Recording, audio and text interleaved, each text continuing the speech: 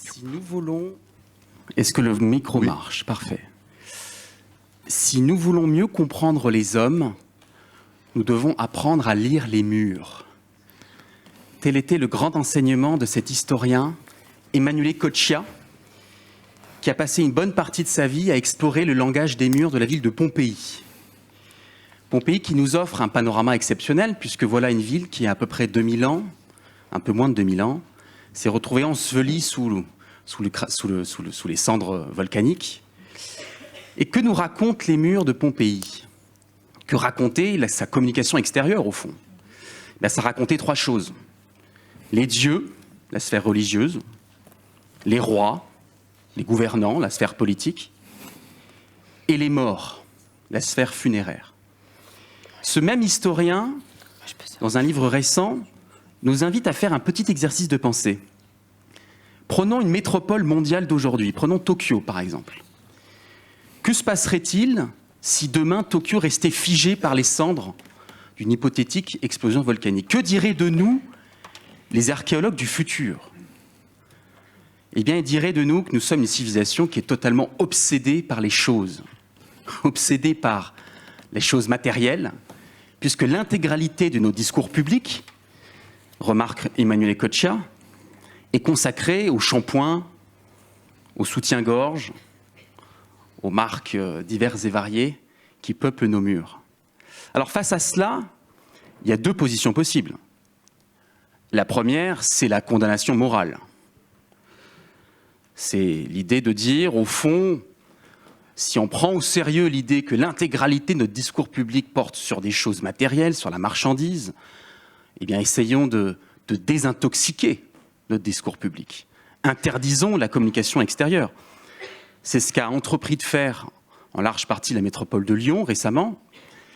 Et je crois avoir compris hier en lisant, alors je crains de citer un concurrent de CB News, je l'ai lu dans Stratégie, que la métropole de Paris, ou la ville de Paris pour être plus exact, envisageait elle-même de sortir de la communication marchande d'ici 3 ans. C'est dire si le sujet est d'actualité. Donc ça, c'est une première position tenable, je veux dire argumentativement, logiquement, au vu de cette première chose. Alors, il existe une autre position possible, et c'est un peu celle-ci que j'aimerais vous développer.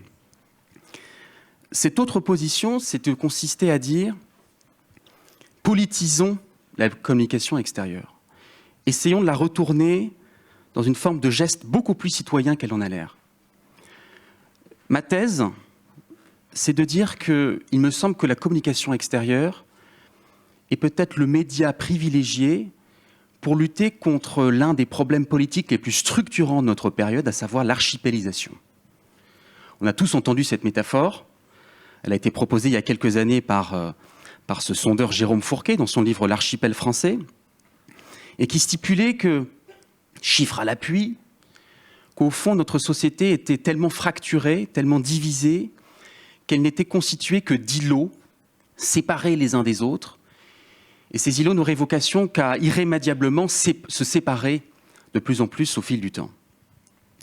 Cette question de l'archipélisation, c'est une question éminemment politique.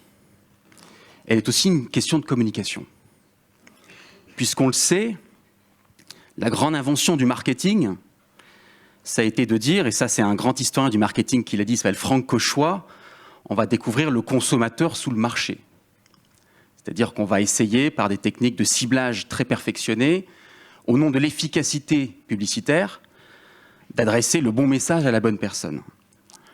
Cette question de l'archipélisation, il me semble que, au moins en partie, la communication extérieure peut proposer une réponse. Parce qu'effectivement, autant on peut zapper la télé, autant on peut quitter Twitter, c'est le cas d'Anne Hidalgo, si j'ai bien compris, autant on peut se désintéresser de la chose publique, se désabonner de tout un tas de journaux et de tout un tas de médias, mais lorsqu'on déambule dans la rue, dans la ville, eh bien, la communication extérieure nous prend. Et je crois que c'est un enseignement fondamental, c'est-à-dire que cette communication extérieure, elle fait irruption dans le quotidien. Il se trouve que j'ai passé quelques années à travailler sur ce que j'ai appelé le roman national des marques. Et Mathilde, vous l'avez gentiment rappelé dans l'introduction. J'essaie de regarder la façon dont les marques se mettent à leur tour à raconter le pays.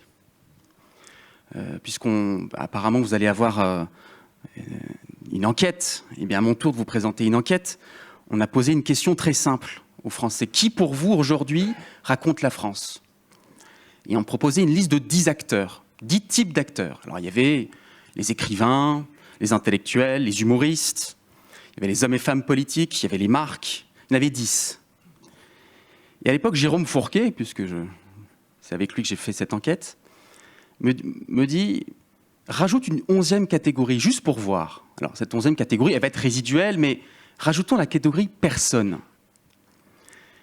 Eh bien, on a été très surpris de constater que lorsqu'on pose la question aux Français, qui pour vous raconte aujourd'hui la France, la première catégorie, quelle que soit la classe sociale, quel que soit le lieu d'habitation, quel que soit l'âge, la première catégorie, c'est personne. Donc il y a aujourd'hui, de manière écrasante, la perception d'un déficit de compteurs nationaux. Plus personne ne raconte le pays et plus personne ne raconte le quotidien. Et il me semble, et ce n'est pas tout à fait un hasard, si lorsque je me suis penché sur le rôle des marques pour raconter le quotidien des gens, pour raconter le pays, pour raconter ses valeurs, son identité, son histoire, mais aussi porter les grands sujets de préoccupation des Français, qu'ils soient anxiogènes, qu'ils soient au contraire très heureux, très festifs, ce n'est pas tout à fait par hasard si je suis tombé sur des campagnes publicitaires qui effectivement avaient fait le choix de la communication extérieure. Parce que je crois beaucoup à cette idée selon laquelle, pour lutter contre l'archipélisation de la société, pour lutter contre ces multiples bulles de filtres qui nous enferment dans le monde informationnel, dans le monde politique, mais aussi dans le monde de la communication, je le crois, et bien précisément cette idée de faire irruption dans le quotidien me semble être quelque chose de sain pour le débat public. Alors, j'avais cet exemple de Hitch. Alors, j'ai pris quelques villes parce que, pour déparisianiser le propos, lorsque Hitch fait irruption comme ça à Toulouse, sous les échafaudages, on a vraiment l'impression d'une irruption d'un discours dans le quotidien des gens. Lorsqu'à Tourcoing, une marque de lardons végétaux bien connue maintenant du monde publicitaire, La Vie, s'empare d'un sujet éminemment chrysogène, qui est l'alimentation. Je rappelle qu'un tiers des Français refusent ou préfèrent refuser d'inviter des gens chez soi par peur de devoir faire face à des contraintes alimentaires diverses et variées. Eh bien, qu'une marque comme La Vie s'empare du sujet de l'alimentation, s'empare du sujet de la fracturation, qui existe souvent par l'alimentation, et dit la chose suivante: c'est un juif, un viandard, un musulman et un végan à la même table, et ce n'est pas une blague.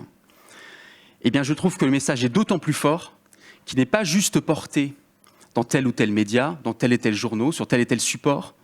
Il est au contraire porté dans une grande ville, à la vue de tous et de tous. Et dernier exemple que je voulais prendre, c'est l'exemple de Back Market, à Rennes, qui sur une autre forme des murs de nos villes, au fond, qui est cet abribus,